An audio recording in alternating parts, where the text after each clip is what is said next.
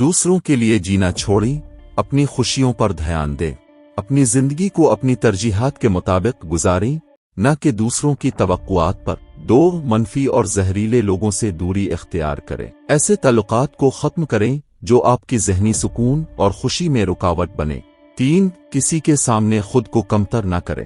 جو لوگ واقعی آپ کی قدر کرتے ہیں انہیں آپ کو متاثر کرنے کی ضرورت نہیں ہوگی۔ 4 ایسے لوگوں کے ساتھ وقت گزاریں جو آپ کو دل سے چاہتے ہوں۔ تعلقات ان لوگوں سے بنائیں جو آپ کی شخصیت کو پسند کریں، نہ کہ آپ کی دولت یا حیثیت کو۔ 5 نئی چیزیں سیکھنے کو عادت بنائیں۔